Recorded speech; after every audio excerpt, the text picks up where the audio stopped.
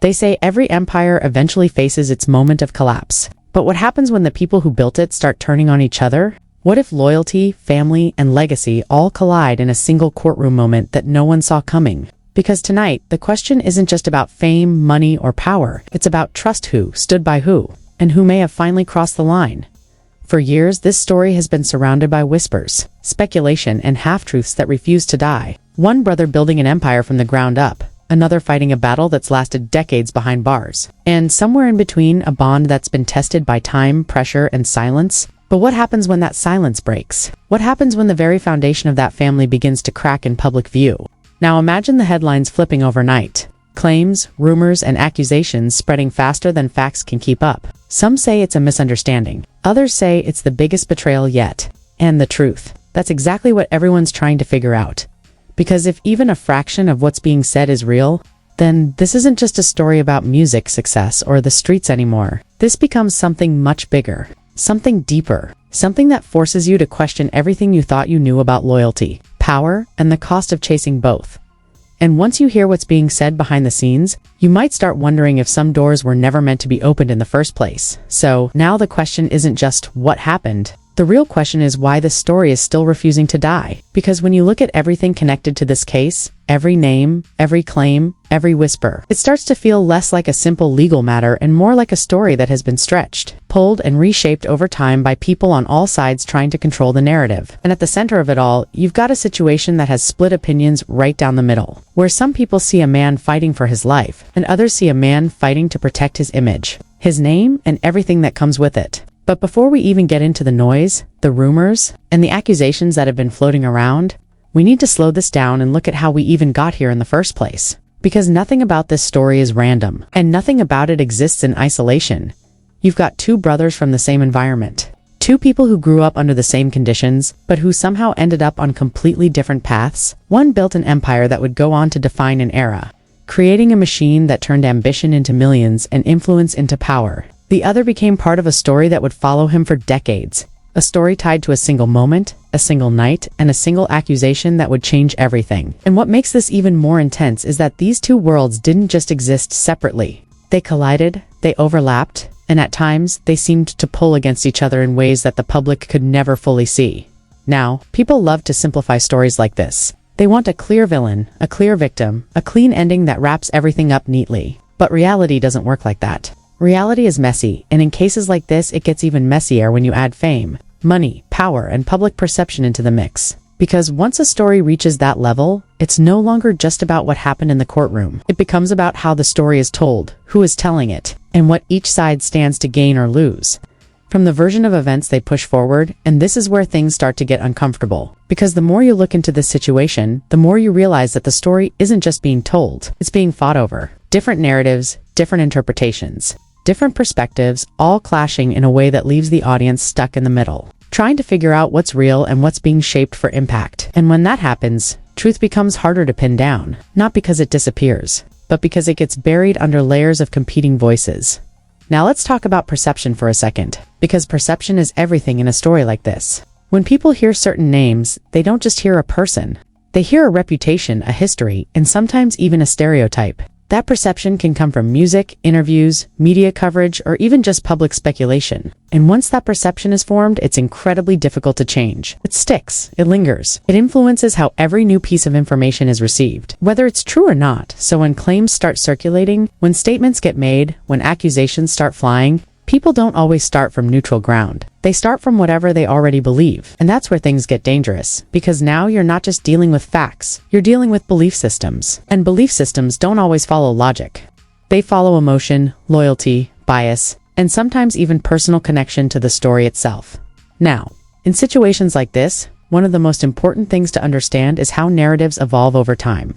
What starts as a single incident can turn into a layered, complex story with multiple angles, each one adding a different shade of meaning. Over time, details get emphasized, others get questioned, and some get completely lost in translation. And when enough time passes, the original story can start to look very different depending on who you ask. That's exactly why this situation continues to generate attention. It's not just about what allegedly happened. It's about how the story has been told, retold, and interpreted over the years. It's about the conversations it sparked, the the reactions it triggered, and the ongoing debate that refuses to settle. And as long as that debate exists, the story stays alive. But here's where it gets even more complicated. Because once a story reaches a certain level of attention, it doesn't just stay in one lane anymore. It spreads. It gets picked up, discussed, analyzed, and sometimes even exaggerated. Different voices add their own perspective, and before you know it, you've got multiple versions of the same story circulating at the same time. Some are grounded in fact, some are based on speculation, and some are built entirely on interpretation.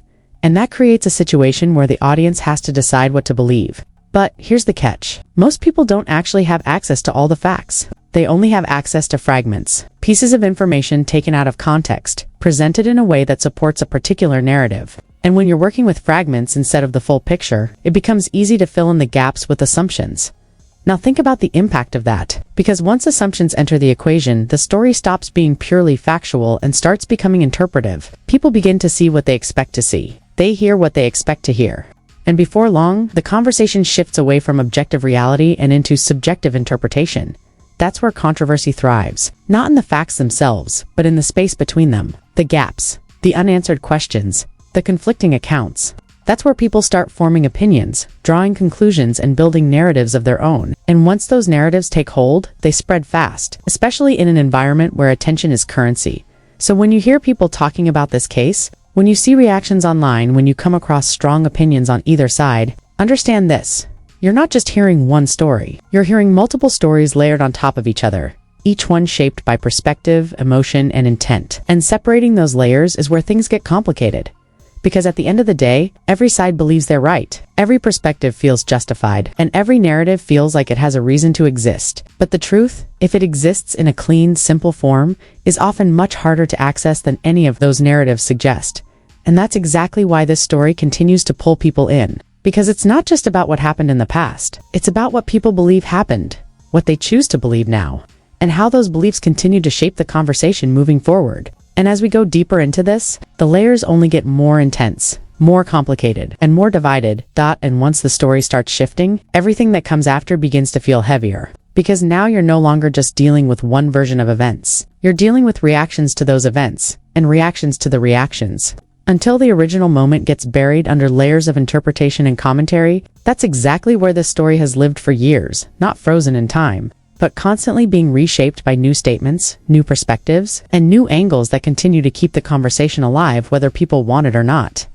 Now, when you start pulling apart those layers, you notice something important. A story like this doesn't survive for this long just because of what allegedly happened in a single moment. It survives because of the people connected to it. The names involved carry weight. The history behind those names carries weight. And the relationships between those names carry even more weight. Because this is where things stop being just about an incident and start becoming about loyalty, trust, and the way those things hold up under pressure. You've got a situation where public perception is constantly shifting depending on who is speaking and what angle they're presenting. One voice might emphasize one set of details, while another voice focuses on something completely different. And in between those perspectives, completely different. And in between those perspectives, the audience is left trying to figure out which direction feels more believable. But the problem is, neither side is presenting a complete picture. They're both presenting fragments, and fragments can be arranged in a way that supports almost any narrative you want to build, and that's where things get interesting. Because in stories like this, control over the narrative becomes almost as important as the events themselves. Whoever controls the narrative controls how the story is perceived. And when multiple people are trying to control that narrative at the same time, what you get is a clash of interpretations that can make the truth feel like it's constantly moving, even if the underlying facts haven't changed. Now think about the emotional side of this. Because beyond the headlines, beyond the commentary, beyond the speculation, there are real human emotions tied to everything being discussed. There's pride, there's frustration, there's loyalty, and sometimes even disappointment. And when those emotions come into play, they can influence how statements are made, how actions are interpreted, and how messages are received by the public.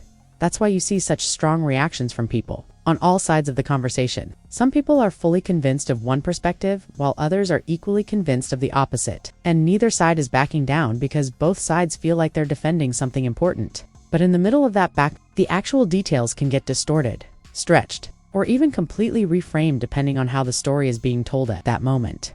And this is where the conversation starts to move beyond just facts and into something more complex. Because once narratives start competing, the audience isn't just listening anymore, They're aligning themselves with one version of the story over another. And that choice isn't always based purely on evidence. Sometimes it's based on emotion, sometimes it's based on loyalty, and sometimes it's based on how the story makes them feel rather than what it actually proves. Now, when you apply that to a situation like this, you start to see how powerful that dynamic really is, because now the story isn't just about what allegedly happened. It's about how people respond to it, how they interpret it, and how they continue to engage with it over time. And that engagement keeps the story alive, even when there's no new concrete development to anchor it.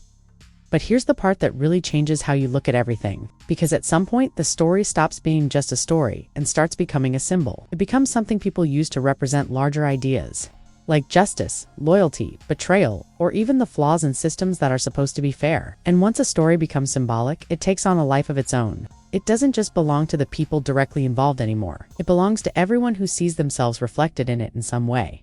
That's when things get even more complicated, because now every new statement, every new claim, every new development is interpreted not just as part of the story, but as part of a larger message. And that message can mean different things to different people, depending on how they relate to the situation. So when you hear people talking about this case, when you see opinions being shared, when you watch discussions unfold, understand that you're not just watching a single narrative. You're watching a network of narratives all overlapping, all interacting, and all contributing to a larger conversation that refuses to settle into one clear answer. And that's exactly why this story continues to generate attention. Because it's not just about closure, it's about the lack of it. It's about the unanswered questions, the conflicting perspectives, and the space between what is known and what is believed. And that space is where the story continues to live, grow, and evolve. But as we move forward, things are about to become even more layered. Because now we start looking at the consequences of everything that's been said, everything that's been done, and everything that continues to unfold behind the scenes. And once you reach the final layer of this story, the tone shifts again, because now it's no longer about speculation or interpretation in the same way. It's about consequences, perception hardening into belief, and belief turning into something that starts influencing real decisions, real relationships, and real outcomes. Because in a story like this, even if people disagree on what happened, they don't disagree on the impact. The impact is real. The damage, the distance, the tension, it all exists, regardless of which version of events someone chooses to stand behind.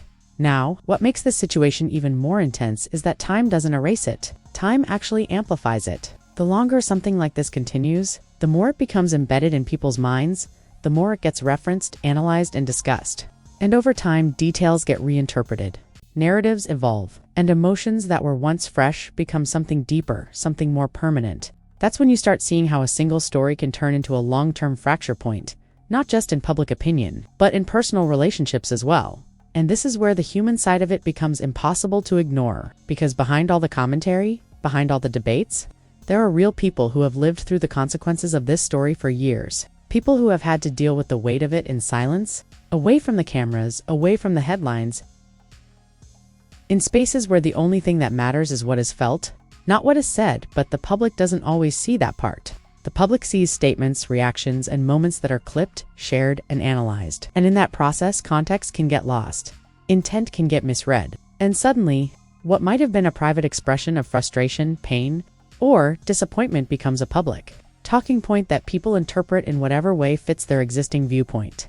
That's why stories like this are so difficult to resolve, because resolution requires alignment. It requires both sides to see eye to eye, or at least to agree on a version of reality that allows closure. But when perspectives are this far apart, and when emotions have been involved for this long, alignment becomes incredibly difficult to achieve.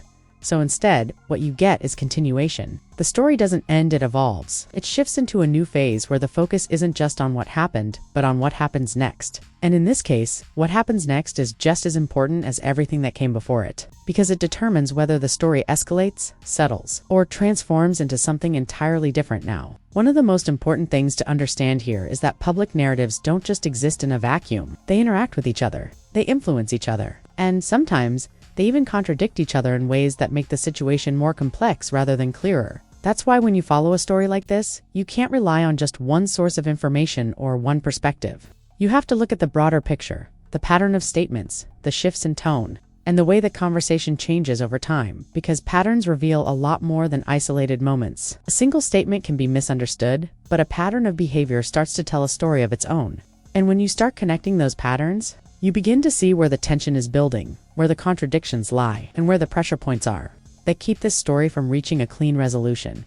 And this is where the audience plays a role too. Because every time people engage with this story, every comment, every discussion, every reaction, they're contributing to its continuation. The story doesn't just exist because of what was said or done. It exists because people keep talking about it, keep analyzing it, and keep trying to make sense of it. And in that process, the story stays alive, even when there's no new major development to drive it forward. So now the question becomes, does this story ever actually end? Or does it just keep evolving, shaped by time, perspective, and ongoing conversation? Because as long as people care enough to talk about it, to debate it, to question it, the story continues to exist in some form. It might change, it might slow down, it might shift direction, but it doesn't disappear. And that's the reality of stories like this. They don't always end with a clear resolution. Sometimes they end with ambiguity. Sometimes they end with disagreement. And sometimes they don't end at all, they just fade into a quieter version of themselves. Still present, still unresolved, but no longer at the center of attention.